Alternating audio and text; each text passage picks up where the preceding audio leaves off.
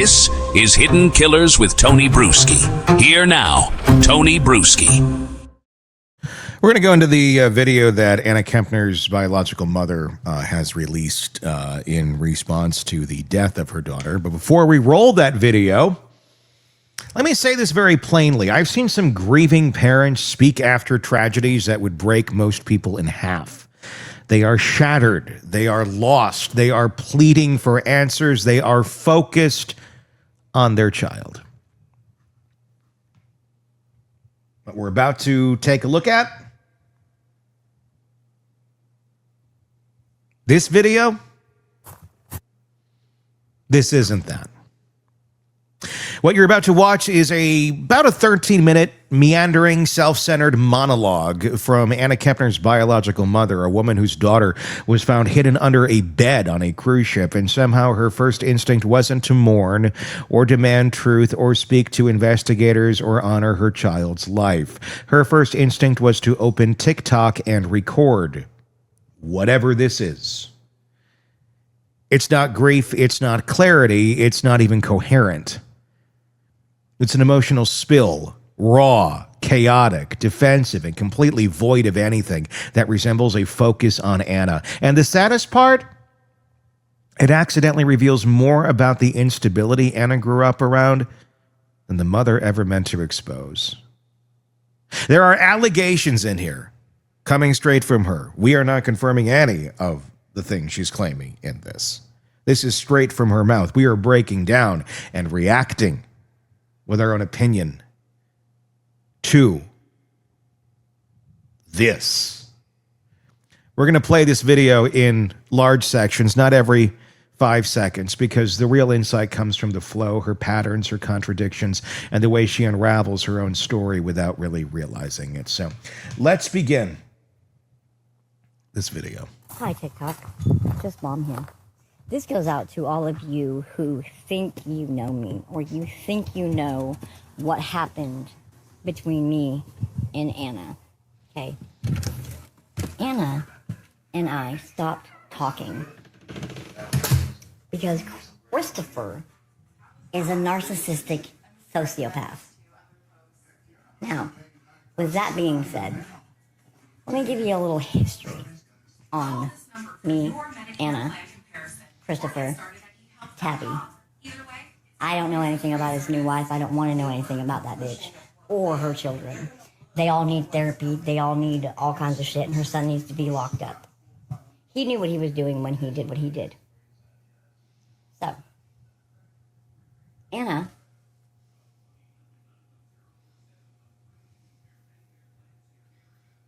was 4 when I moved to Oklahoma. I moved to Oklahoma for the simple fact that my fiance made more money here, and he was from here. I'm going to pause there. Let's back up a moment. This opening minute is the blueprint for the entire video. She starts by addressing TikTok like she's responding to gossip, not tragedy. You don't even know. There's no mention of Anna, not her life, not her death, not her last moments, just an immediate launch in defending herself and attacking others. It is self-preservation disguised as revelation. Within seconds, she's diagnosing her ex with a personality disorder, which is not only irresponsible, but telling. It's her pattern. If something went wrong in her life, someone else seems to have orchestrated it, according to her. No nuance, no shattered or shared responsibility, no part that she played, just labels and villains. Then she says she doesn't know anything about his new wife or her kids, and that she doesn't want to. Think about that. These are the people actually raising Anna. A parent who desperately wants to stay involved learns the household. She didn't. And she says it proudly, as if disengagement were a badge of honor rather than an admission of absence. And then comes the escalation. They all need therapy. Their son needs to be locked up. We're not even a minute in. And she goes from ignorance to sweeping judgment in seconds. which is emotionally reactionary, not informed. And here's the important distinction. Yes, the 16-year-old stepson is a suspect, according to the Associated Press and other reputable sources. But what she's saying here is not based on evidence, timelines, forensic findings, or anything investigators actually care about. She's projecting bitterness at people she openly admits she doesn't even know. The first minute tells you everything. This isn't grief. This is grievance. This isn't about Anna. This is about Heather fighting ghosts only she can see. And now, the justification for her choices. So he could get a job really easily here. So she moves to Oklahoma because that's where her fiance is, and he could get a job really easily here. So you didn't stay around for your kid. You went for your boyfriend, far away from your daughter. Because of a job, because for whatever magical reason, there ain't no jobs he can get where you're at, right? Sounds logical. Not at all. So I moved. Mind you, he told me it would only be for a year, and then we would be back in Florida. He told so I could you. be back with my daughter. And I agreed. Only he lied. Because I'm still in Oklahoma. And this is 14 years later. And now, looking back, I made the best choice that I could for my family. But when I look back at it, it was the worst mistake I ever made because I lost my daughter. Her dad made it next to impossible for me to have a relationship with Anna on purpose because he was mad that I left him. Well, Christopher, were you trying to get sister wives going because you were with me? You were fucking Tabby, and then you married her after she turned 18. You cheated on me with 24 other women, including Tabby. 3 of them were under the age of 18. 3 of them were actually between the ages of 15 and 17. And I'm not okay with that. Mind you, I say that, but I'm not mad at Tabitha. Tabitha is a great person. She was a mother to my daughter when I couldn't be.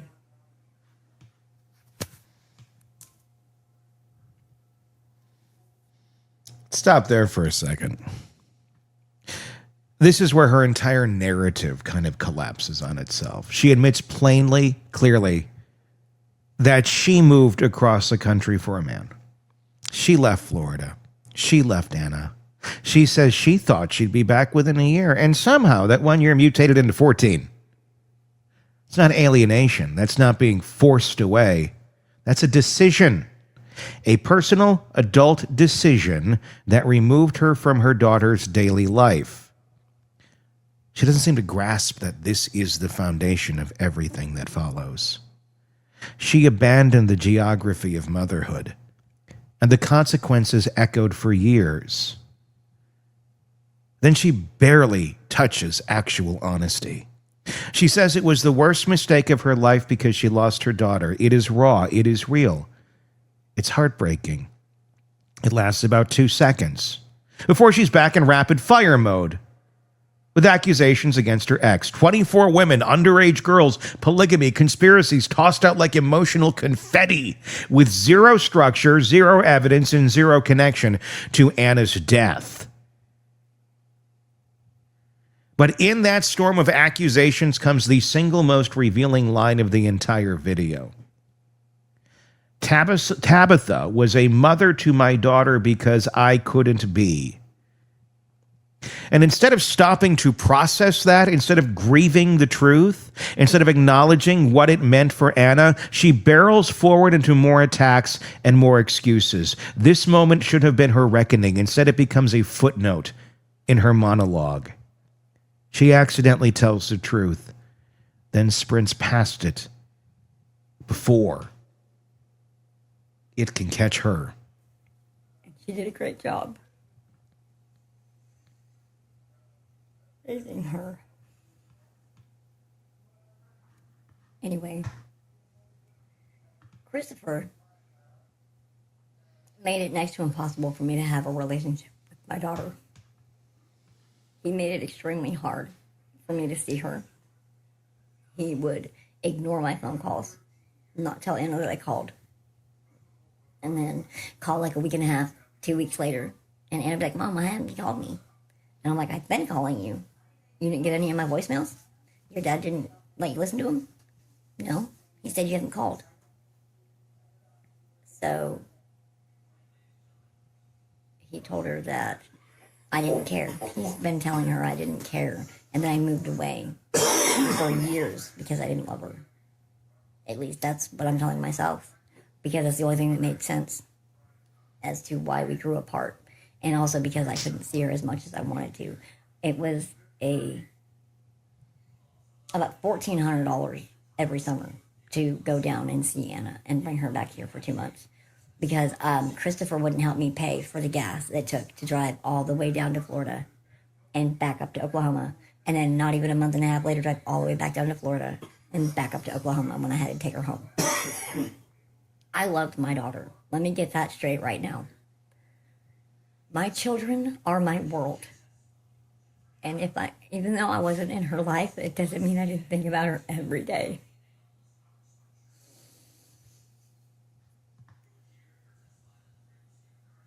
I battle with severe depression because of it.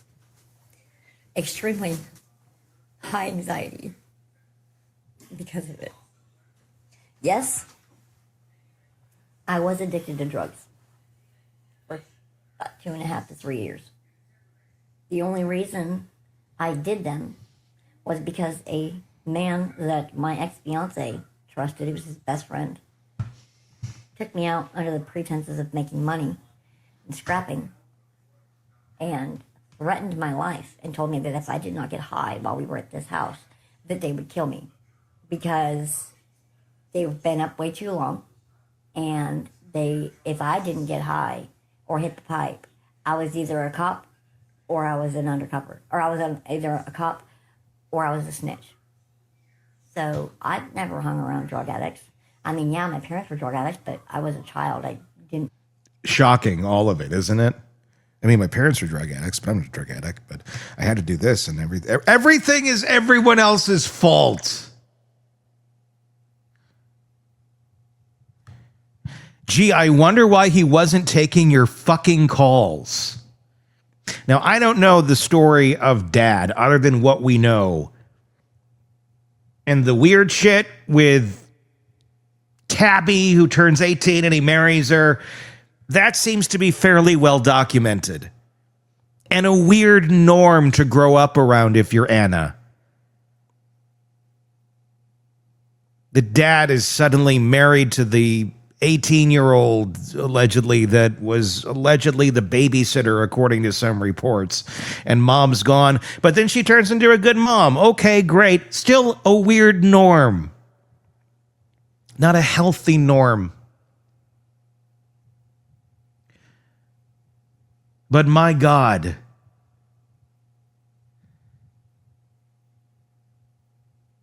you wonder why he didn't take your calls?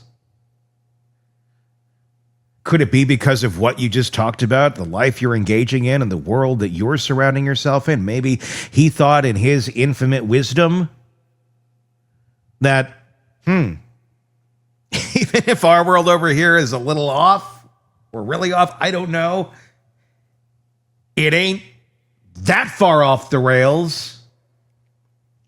This portion of the video is a masterclass in contradiction and chaos. And I am not trying to insult or downplay addiction or anxiety or depression or any of that shit. It's real. It has consequences. It's also not an excuse for your 14 years of poor life choices that you now regret making. She attempts to justify her absence by pointing to gas prices. What are you driving, a big rig? $1,400 to get to Oklahoma, from Oklahoma to Florida? No, I'm sorry. It's never cost $1,400. to get from Oklahoma to Florida. You're full of shit. Ignored calls? Well, if this is the life you're leading, yeah, kind of get it. Complicated logistics, but these claims don't align with her earlier admission that she moved away for a boyfriend and stayed gone for over a decade. You cannot claim logistical hardship when the larger truth is you chose distance as a lifestyle. She repeatedly insists that my kids are my world, but everything in her story contradicts that statement. The timeline, the relocation, the choices, the patterns, they tell a very different story. It's not that she didn't love her children. It's that she consistently prioritized relationship, survival, and internal turmoil over stability. Things you can't do with a kid.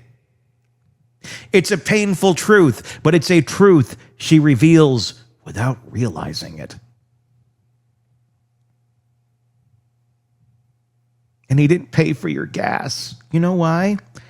Because you're a fucking adult. Adults take care of themselves. If you have a teenage daughter and you cannot figure out how to get enough gas in your tank to go see that child, that's probably a good thing.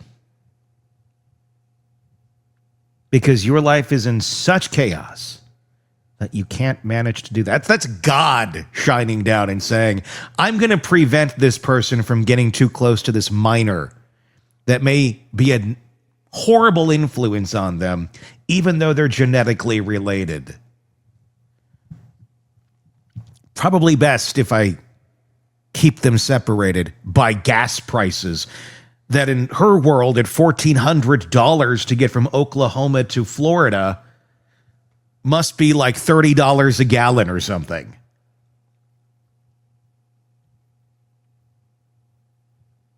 Nobody's obligated to pay for your gas, certainly not your ex-husband. That's on you. You chose to move. You pay to see her if you so choose. Then she unloads her entire trauma story, severe depression,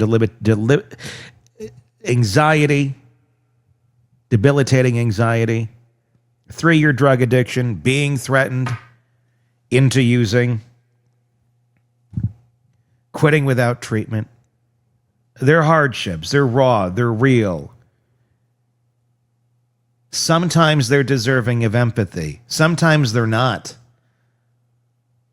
But again, the way she frames them is telling. These experiences are described solely through the lens of how they impacted her, never how they impacted her daughter. Not once does she say, this hurt Anna, this affected Anna, this shaped Anna. Her daughter is not part of her emotional equation. Then the spiral worsens. We go from addiction to teeth to burned dentures to insults towards someone else to a complete loss of narrative cohesion. It's not grief, it's unraveling, and it's uncomfortable because in these moments you glimpse exactly what Anna must have experienced growing up. A parent lost in their own chaos, bouncing from one emotional pivot to another, with no grounding, no reflection, and no capacity for consistent connection. This is a section where you finally understand just how much instability Anna lived around. Not theoretically, not abstractly, viscerally. Let's keep going. Hang around their friends. So I have no idea what drug addicts are like, except what I see on the news, which is they kill people. That's not exactly true either. They do not kill people. Idiots kill people. Anyway, so I got addicted to drugs for about 3 years. And I got off drugs by myself. I didn't go to rehab. I didn't, Well, let's get you a fucking cookie. quit. Cold turkey. Okay? Yes, I have no teeth in my mouth. No, that has nothing to do with drugs.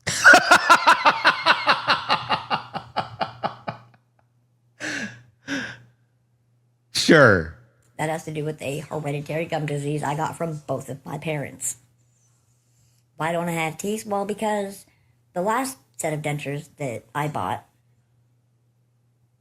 a bitch got mad because she was jealous that I looked better than her, apparently. So she thought she would burn my dentures. The last set of dentures I got, someone burned because a bitch got mad at me because she looked better than her. This is the convoluted thinking that Dad was not answering the phone call to. I wonder why. Again, she's telling herself it's because Dad's like, oh, she doesn't love you.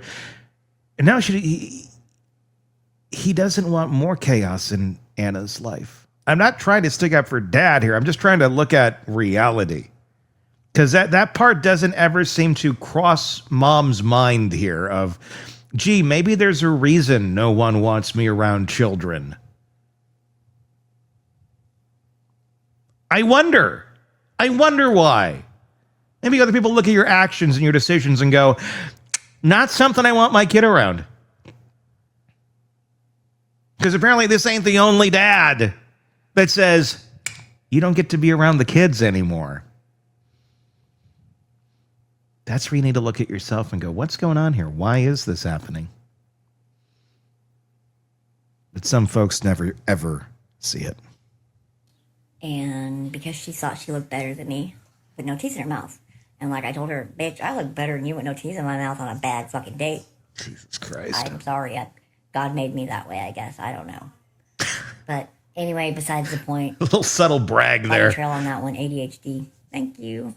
But I love all three of my kids. And right now, I'm not allowed to see either one of my boys. Why? I don't know why. I think you should. I can't see either one of my boys. Their father will not talk to me. And all I get to communicate with is his wife, who is lying to me because she told me neither one of the kids ever wanted to see me. That's a bull-faced lie. Because my friend Gayla's nephew is in Cody's class, and Cody always tells him how much he misses me and how much he wants to see me. He misses the idea of a mom. Let me tell you this, in my opinion. He misses the idea of a mom. Any kid does. Any kid who's ever been abandoned by a parent misses the idea of what you should be, what you could be, if you made better choices. But you continue to make bad ones, and you continue to try and back them up with excuses and reasons and a litany of bullshit. I don't see any accountability being taken in any of this video. I see subtle brags. I see a cacophony of insults at anyone and everyone who's ever had anything to do with the places that you've put yourself by your own choice. And what I don't see the most here is a tribute to your daughter, a tribute to Anna, a tribute to her goodness, talking about what she meant to you, what she meant to this world. You're talking about a bitch burning your dentures.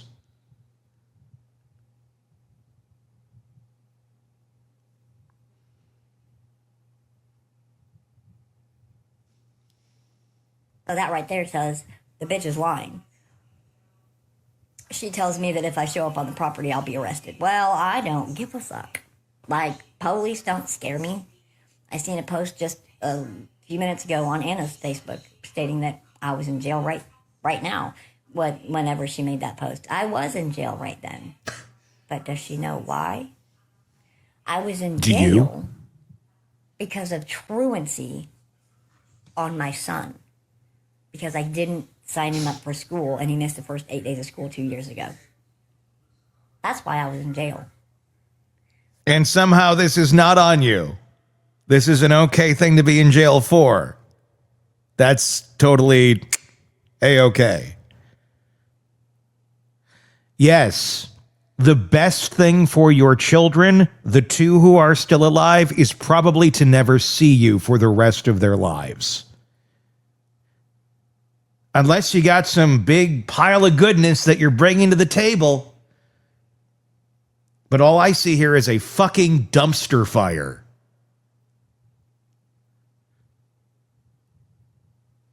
You say you quit the drugs. Good. Now get some fucking help. Because you're thinking, it ain't healthy. It ain't fucking healthy. But anyway, so the only reason I didn't have a relationship with my daughter is because Christopher made it impossible and filled my daughter's head with lies. And lies or your reality? Lies or he just basically had to say, here's what she's doing right now. And it's like, oh, yeah, that's fucking crazy.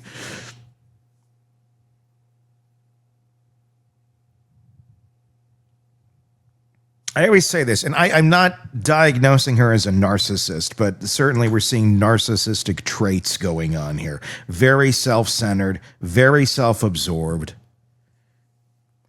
Narcissism always wins. Not the narcissist, narcissism always wins. Almost as if it's a disease, and it's not. But the act, the process of thinking, the pathology always wins. Because it tears down and it destroys the person who practices it and lives by it. It sure looks like what's going on here. Again, I'm not diagnosing. I'm not saying she is or isn't. I'm making an observation based on what she's chosen to publicly state. the only information Christopher actually knows about me is he said, she said bullshit between my ex-fiance and him. Well, my ex-fiance doesn't ever talk to me either, so how the fuck does he know what's going on in my life? He don't talk to me. He don't see me. All he knows is what other people tell him. So again, he said, she said, fucking bullshit. None of you know what I have been through or what I've been put through or what I put myself through mentally on a daily because of my kids. And Christopher, Barbara, Andrew, well, actually, Andrew, you don't have anything to do with the last part of this, but I'm going to bring you into it, I promise you, at the very end. Christopher and Barbara, you want to sit there and body shame Tabby for being fat. Have you looked in a mirror lately? Tabitha is not fat, but you two look like you ate an elephant. Okay? Christopher, you're 3 times the size of Tabby is, so I don't know why you calling her fat. Naked, look in a fucking mirror. And Barbara, you're the same way. Bitch, you're 3 or 4 Tabitha, and you calling her fat. Have you looked in the mirror? I think y'all need to stop deflecting yourselves onto Tabby. Grow the fuck up. Man up. And Andrew, okay, if you want to call me out on how bad of a mother I am or whatever, because you have no idea, let's talk about the teenagers you were dating when you were 28. Did you forget about that? Because you did the same thing your brother was doing. You were both dating minors under the age of 18 when y'all were in your mid to late 20s. Thank you. Pure chaos. Pure and utter chaos. She admits she no longer has access to her sons, both of them. That alone should tell you something. Courts do not sever ties between parent and child because someone lied. When it happens once, it may be situational. When it happens with every child, it's a pattern. A pattern she can't see but reveals plainly. Then she describes going to jail for truancy, frames it as administrative misunderstanding, and again avoids any acknowledgement of responsibility. Every event in her life, every setback, every loss, every fracture is positioned as someone else's doing. By the time she gets to the body shaming, the accusations towards unrelated family members, the profanity, the petty grievances, the years-old resentment, the video has stopped being about Anna altogether, and Heather's purge, her opportunity to vomit out a decade of personal pain under the guise of setting the record straight. And in a heartbreaking twist, it tells us nothing about Anna. No memories, no love, no stories, no insight into her daughter's personality, dreams, fears, or relationships. It's about 13 minutes about Heather. And almost nothing about the girl who died. And that's the tragedy embedded inside the tragedy. Anna didn't just die in chaos. She lived in it. She grew up in it. She moved between two unstable worlds. And this video is Exhibit A of one of those worlds.